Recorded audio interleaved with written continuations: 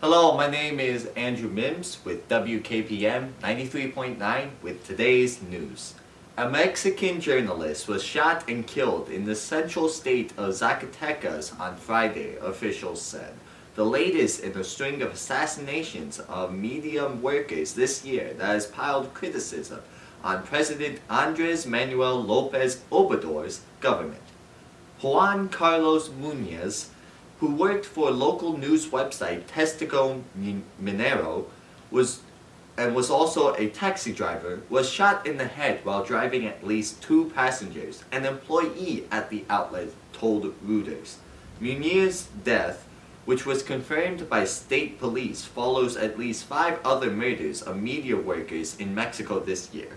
Local activists, along with international groups and U.S. lawmakers, have called on Lopez Obrador to ramp up efforts to rein in the violence and protect reporters, including in Zacatecas.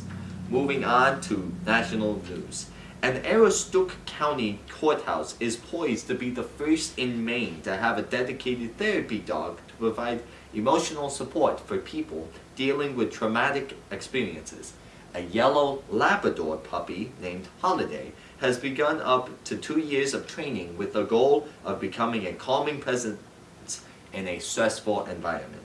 Aroostook County District Attorney Todd Collins told the Bangor Daily News that the courthouse dogs can help traumatized children and victims of crime.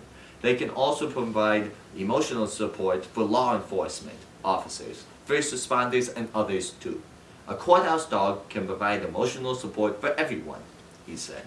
And moving on to local news, an Illinois man was seriously injured overnight when his snowmobile crashed on a Dodge County lake, throwing him into the backyard of a nearby home. The sheriff's office reported Monday morning.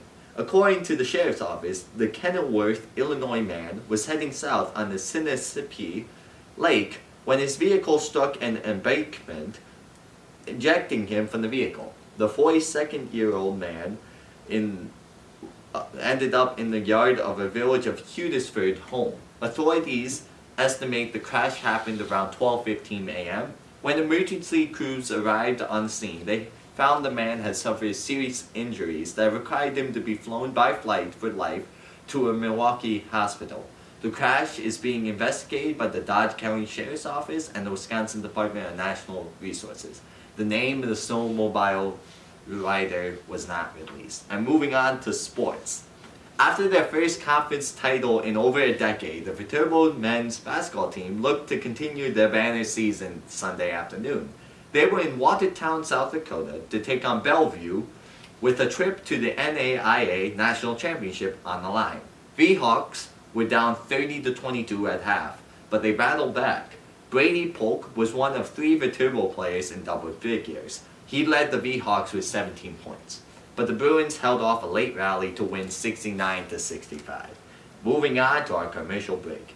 Does your children have difficulty reading? Is mathematics a thorn in their side? Lumley's Learning Center can help. Our certified teachers are ready to help your child conquer their fears of reading, writing, arithmetic, and more. Choose from sessions after school, on weekends, evenings, or Saturdays. We guarantee that your child will receive the most effective one-on-one tutoring that money can buy. Take a tour of our facilities and meet the teacher in your desired subject area by calling 715-555-5555. Lumley's Learning Center, helping children reach their full potential since 1986. Moving on to our weather broadcast. Tonight, there's a chance of snow before 1 a.m. Then freezing rain, likely, possibly mixed with snow. Mostly cloudy with a steady temperature around 25. Blustery with a northeast wind of 15 to 20 miles an hour, with gusts as high as 25 miles an hour. Chance of precipitation is 60%. New ice accumulation of less than 0.1% of an inch possible.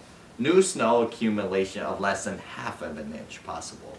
Wednesday, there's a 20% chance of snow before noon. Partly sunny with a high near 32.